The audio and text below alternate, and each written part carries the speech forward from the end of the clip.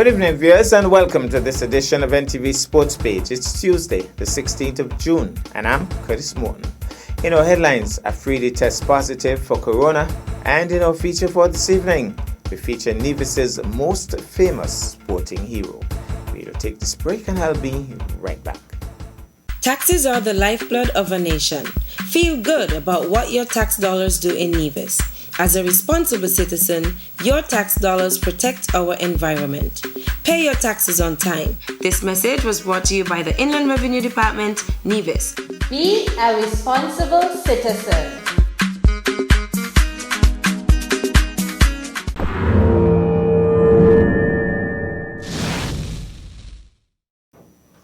Well, I'm back, and we start with cricket and some sad news. Former Pakistan captain Shahid Afridi has tested positive for COVID-19. Afridi, 40, revealed on Twitter on Saturday last that he had been experiencing severe body aches for a few days and that the test had come out positive. In his post, Afridi stated, "I've been feeling unwell since Thursday. My body has been aching badly. I've been tested and unfortunately I'm COVID positive. Need prayers for a speedy recovery." Misbah-ul-Haq, Pakistan chief selector and head coach, sent across his best wishes to his former teammate, suggesting that he had contracted the virus while he was conducting his charitable work. "My prayers are with him," Misbah said. "All well wishes are with him and that he gets out of this soon. I think he was doing a lot of work in the area of Balochistan and the northern areas just to help people. Throughout the COVID situation, he was helping the poor and doing a very good job. Well wishes are with him to get well soon."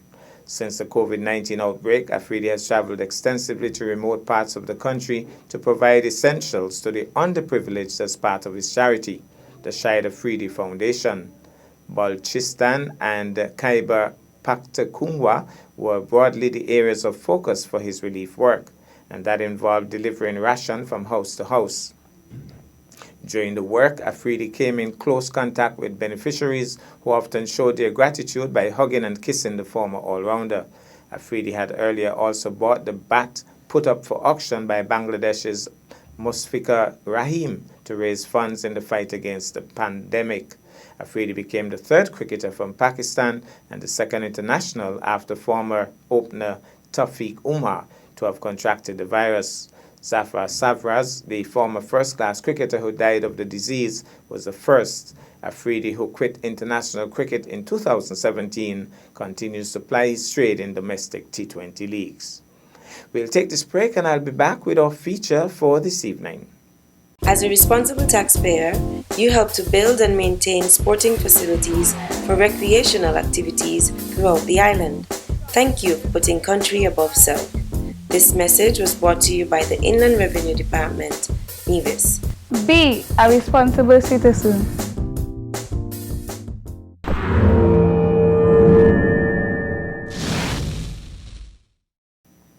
Well, I'm back, and tonight we feature Nevis's most famous sporting son, El Camino Tonito Willett. Let's take in this. Today I'm going to talk with El Camino Willett. He's in the pavilion waiting for me, but here is where he made it big. Here's where it all started. This is the Grove Park pitch. Sometime around 1971 or somewhere around there, he bowled up Montserrat on this pitch. There were 100 and something without loss, or for one or for two or something like that. El Camino Willett got 8 wickets for 2 runs on this pitch. Grove Park was jam-packed with people. People were loving cricket then, and we would love that to happen once more. But let me not waste no more time. We're going to go and speak with the great man. As I continue this project that I've started to make sure that all of the national cricketers, footballers, netballers, etc., persons who have contributed significantly to sports in Nevis are recognized to the fullest that they could be here on earth while they're alive. Today I'm catching up with one of the most important, one of the most significant sportsmen ever coming out of Nevis. His name is El Camino Tonito Willett. Willett, good morning to you. Good morning, Mr. Morton, if I should call you that. Well, you could say Curtis, you know. Esco, tell me about that name though. El Camino Tonito. In Nevis, we're accustomed to names like Curtis and Tebulus and George and Yeah, where does El Camino Tonito come from? It came from Santo Domingo. My father used to live in Santo Domingo, and he brought back that name, El Camino Tonito. Those two names. But you actually was born in Nevis, though. Yes, I was born in Nevis. All right, because if you weren't born in Nevis, then I'll have to change this over to some Spanish. Tell us a little bit, though, about your early days of cricket. How did you get interested in playing cricket? I vaguely, very vaguely, remember being at the Zion School, New River School, and I remember boys' school coming. That time we were in the smaller farms, and they said the big boys were going to play against boys' schools. And there was a certain fella in that boys' school team named El Camino Tonito Willett, and I think he mashed up the New River School guys that day. How did you get interested in cricket in those early years? Well, it started way before I went to school. The bigger boys in the village used to play cricket, and naturally we took to it maybe since I was 3 or 4 years old. I think before I actually went to school, I started playing cricket. From I knew myself, I was playing cricket. Was there an influential person, like somebody who, like for instance, Curtis Morton Jr., he wanted to play football. I wanted him to play cricket. And I remember teaching him to bring over his hand, doing the basics. And even when he started that, he said, football is the game we love, cricket is a stupid game. So who influenced you? I mean, was there somebody, some figure there? Not especially. I mean, cricket was the big thing those days as far as I'm concerned. There was a bit of football too, but cricket was our main sport, so to speak. And we naturally took to it. Okay. You know, it's the bigger boys, we admired all the bigger boys playing there and just took to it. Okay. No individual, really. Okay. Now, when I spoke to Bonzo last week, Bonzo told me he started as a pace bowler, and then he ran in one day to bowl to a batsman, and the batsman hit him a straight drive, and he said, no, he was spinning, and the batsman hit him a straight drive, and he said, no, I can't take this, so he turned to be a pace bowler. Something like, no, he was a pace bowler, he got the straight drive, he said, no, that can't work, I gotta spin the ball. So, did you start to spin, or did you start as a pace bowler? I think I actually started at medium pace wow. at the boys' school. Okay. And I can't remember when I started spinning. And why? Okay. I mean, there was a special reason. I don't know why. I just took to the spin after a while. Okay. I'm not a big man, so maybe that's why. Maybe I thought I would not have been a very fast bowler. Okay. You know, so maybe that's why I took to the spin bowling. But I didn't remember Bonzo as a medium pacer. When I knew him, he was bowling left arm spin. Man, he said he got a straight drive out of this world, and he said, that can't work. Well, when it comes to spinning now, you had a very unique run-up. I remember a little skip coming from around the wicket, a nice little action, one of the best actions I've ever seen in my whole life. How did you develop that? Did you watch cricketers somewhere else? Well, you know, those days we didn't see cricket on TV. Okay, no TV. I mean, you know, I know it came naturally because those days I said, you know, we didn't see cricket on TV. Okay. And it was just natural, I guess. Now, tell me about making it into the Nevis team. Those days, did they have, I know they had rivals and so on. So somebody would have spotted you in the cup match. Well, first of all, from school, how did you get into the cup matches? Who spotted you and brought you into whatever team? And then from there, Nevis team. Yeah, well, as you said, I used to play for the Charleston Boys School. And that year, my cousin Clinton Willett, he was the leg spinner for the Spartans cricket team. And he left and went to St. Thomas. And they asked me to play that last match of the season. I played that last match, and the rest is history. How old were you then? Well, I was 16 when I actually played. I might have been 15 when I played that match, but when I actually played for Nevis, I was 16. Tell me about that particular match, because in that match, I think somebody would have spotted and said, this guy is going to go all the way. How many wickets you got in that game, or how was that game that made such a big influence on the selectors? Well, I can't remember the number of wickets I took in that game, but I got some wickets, and I guess the selectors like what they saw. Okay. Yeah, I guess they liked what they saw then. Tell us a little bit about making it into the Nevis team. Your first game, who was it played against, and was it played at Grove Park? No, it was played in Antigua, 1969. Okay. We played against Montserrat. Those days, we only had Montserrat, St. Kitts, Nevis, and Antigua. Okay. We played against Montserrat. And I think we got first. I don't think we got an outright win against Montserrat. We got first innings, and Antigua first innings over St. Kitts, I think. And we played Antigua in the finals, but then you know that the game got messed up because of a very poor decision, so, Sergeant and Howell. Yeah. It was Howell really. Sarge wasn't involved, but Sarge got punished as well. So how many wickets you got in that game? Against Antigua? I can't remember exactly, but I got a few, maybe 5 or 6 And you felt you bowled in the match, you know. Were you nervous though? Well, to start with, because those in Antigua are some very good players, eh? Black Clem Francis and you had the Michaels. Oh, okay. But at least one Michael was there. Derek Michael, very good batsman. Clem Francis was a big, strong man. But I remember getting him caught and bowled Clem Francis. You know. But tell me a little bit, because some people could tell you their first wicket at certain levels. Who was your first wicket? I know some people. I can't remember, right? I can't remember. Okay. I said we played Munster first. I can't remember. Okay, great.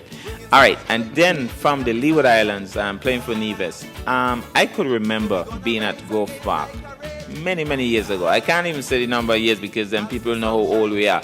But I was at Grove Park. I was a little boy. Montserrat was batting. They were 102 for 2 and really batting well. 104 for 1, okay. And a certain Elkamida Willett was giving the ball. They were bowled out for, I think, 114. Tell us a little bit about that game and what was so significant about that game. Well, it was 1971. The year was 1971. Yeah, they were going pretty well at 104 for 1. I bowled some overs at the southern end, and then I was brought on at the northern end.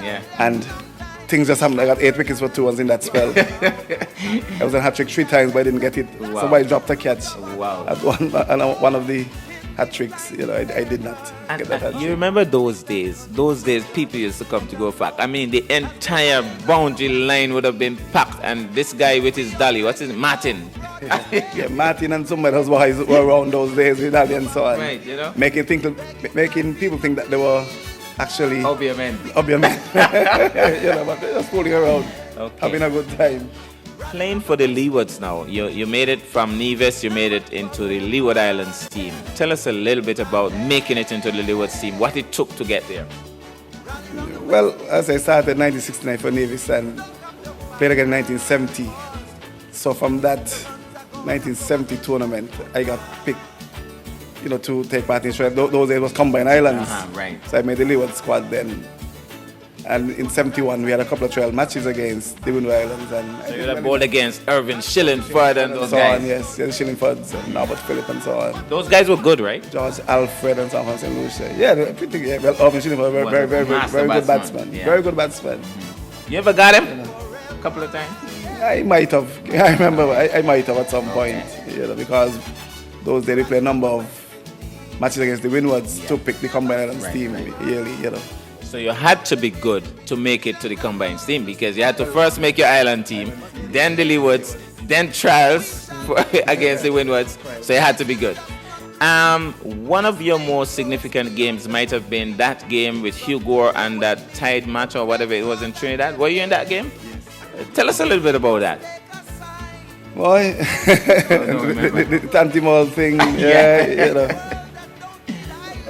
We batted last, actually, you know, getting down. I can't remember how many they gave us to win, but they came right down as the gentleman described it, the Tantimol man. It was pretty, past games like that. You know, I mean, there was a lot of pressure. I remember when I batted, I mean, I was so nervous when I batted. But that was, I think, 1975 though. Somewhere around there. You know, around 75. Okay. You know, the game really, I can't remember individual performances and so on. People like Corey, I think, had a very good match though. Okay. Jim Allen. He was good. You know, but then he came right down to it and the edge just out. You know. Now, tell us about making the West Indies team. Now, I think you were 19 at the time, right? And tell us how it felt when you got that call. Well, very good. We were playing Jamaica in St. Vincent. I think, you know, I heard the crowd buzzing and so on. You just got some wickets too, yes, I got 6 wickets against Jamaica. Right. And it was Corey, I think, who brought the news to me on the field. I guess he heard some folks in the crowd, you know, and I felt really good at that point because, well, that was always my aim, you know, to get on to West Indies team, you know, and being the first person in particular. But did you realize that you were making history? Because, I mean, making the West Indies team is one thing, But did it hit you at that point that, hey, El Camino Willett would be the first Leeward Islander to actually make it this far? Not straight away. Right. It really didn't, strike me straight away, at that point.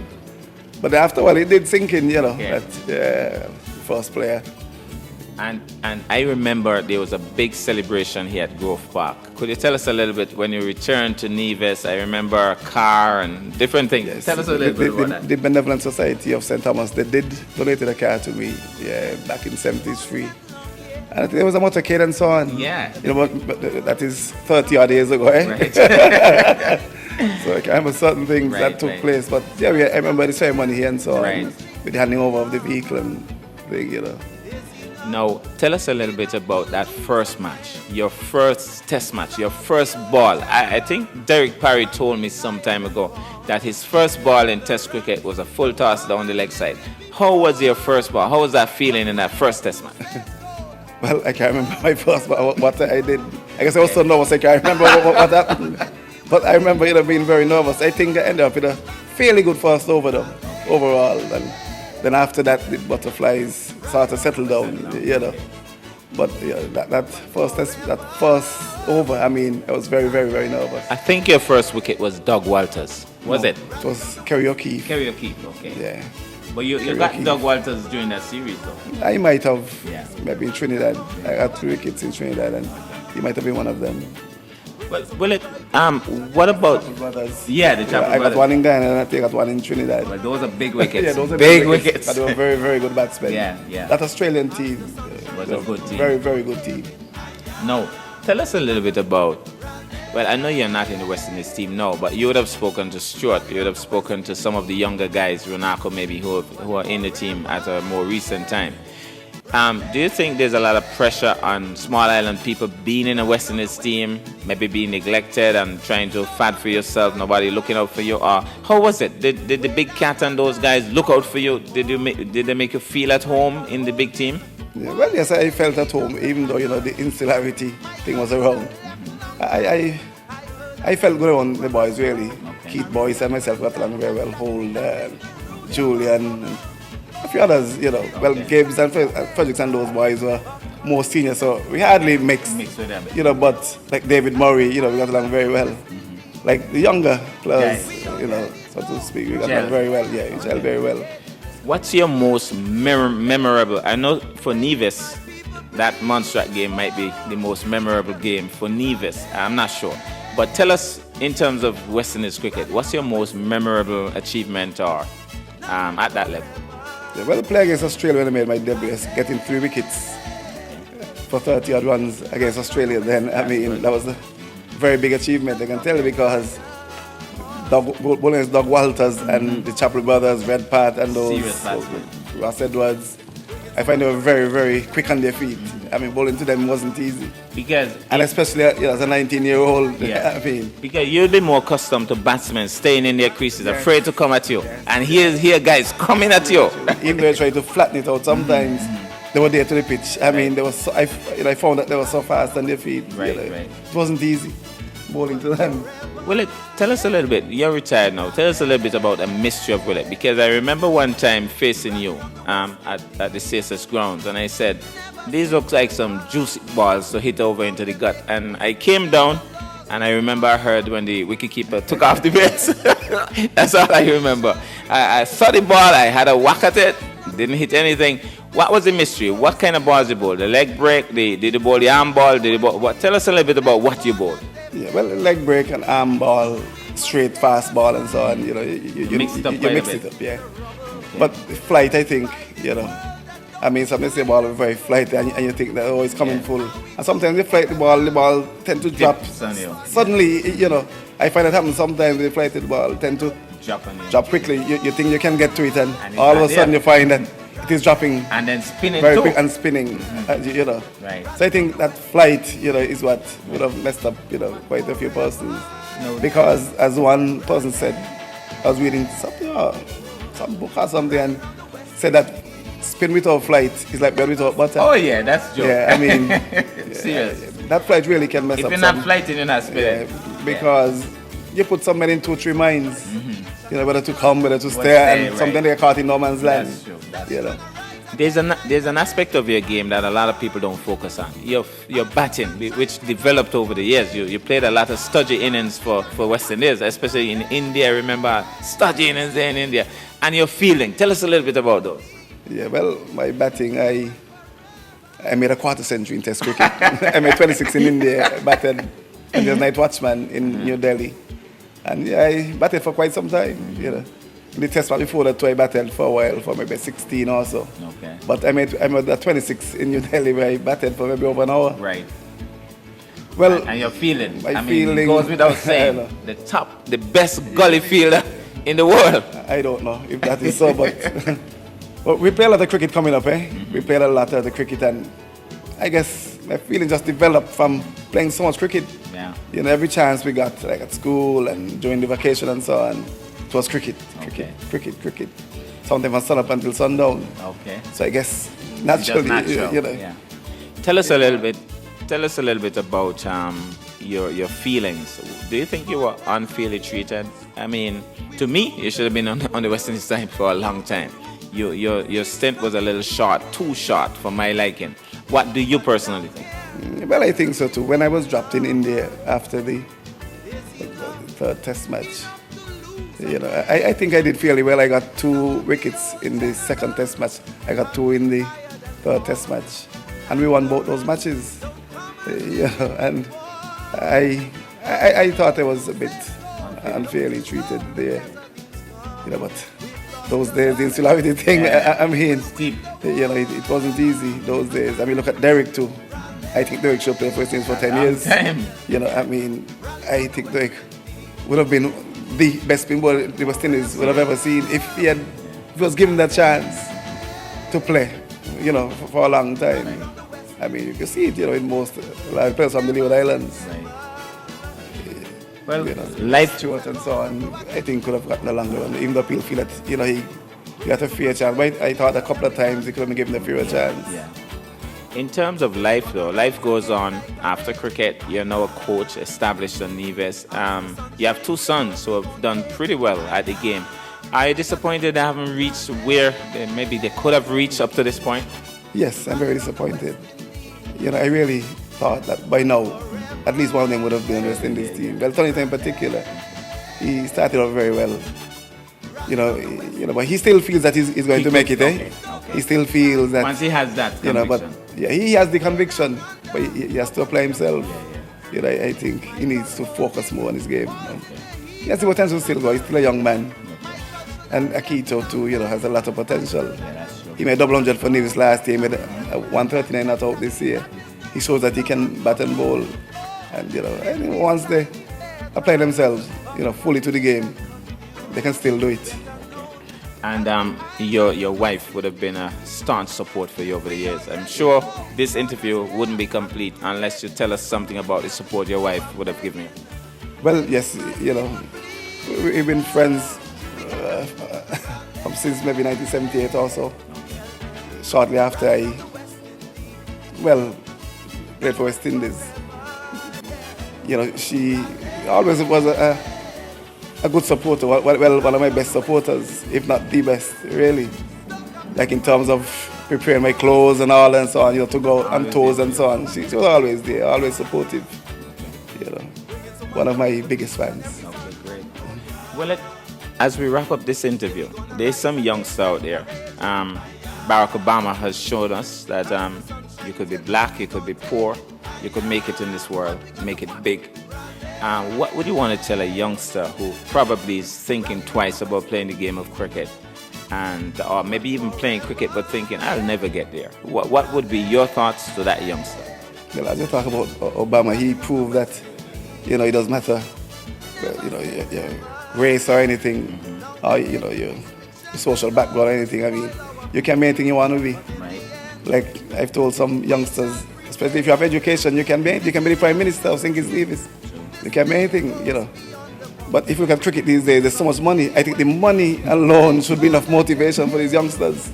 You know, we used to play hard for nothing. For nothing, for and, real. you know, I mean, it helped me to see how some of these were just fooling around with so much money around in the game. You know, you can make any team. I mean, it is kind of difficult around here.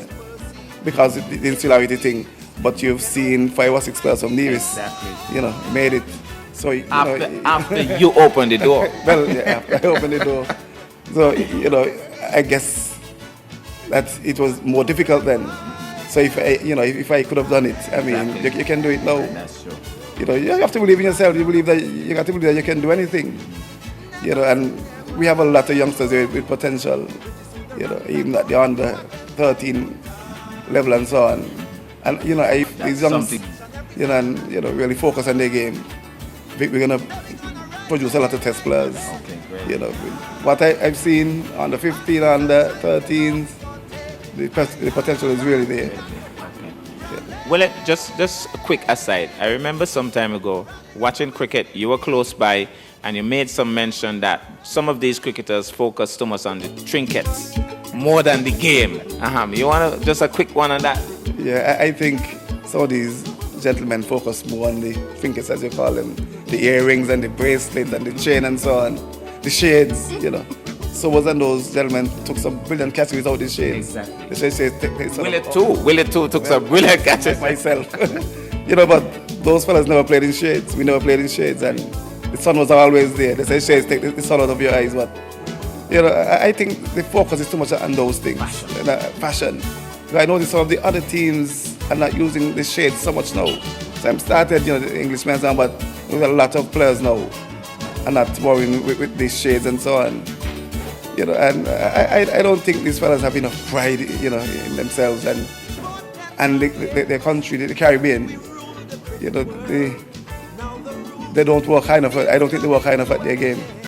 I mean, you look at people like Andy and so on, those especially our fast bowlers, and they used to do a lot of running. I don't know if this boy is enough. They might go to the gym, but you need legs. As a fast bowler, they need legs. I think they need 2 on one thing.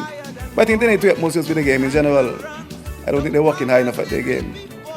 You just see what some work they did with the Stanford team. They said they trained for about 6 weeks, and you saw the results. They were very sharp and so on. So they need to continue to work hard, even harder than that. And, you can see what's in this team, back at the top. All right. Well, I must tell you, the privilege was definitely mine to speak with you. I'm honored, and I'm seriously thinking that one of these days, as we sit here, we won't be sitting at Grove Park. We'll be sitting at the LK Meadow Willett Park. Willett, LK Meadow Willett, LK Meadow Willett. This unspoken division is really a man amongst men. The little left and spin bowler show the selectors he's the master. Congratulations from all Antiguans, big and small, old and young, no exception. We do hope that you'll do your best in all of your tests. With heart and soul, congratulations. Oh, how I long for the day when I can say, Sir Elkemido Willett. That's our package for this evening. I am Curtis Morton, reminding you that you can watch sports if you're not fit. But to play sports requires fitness, diligence, and sacrifice. Have a good night.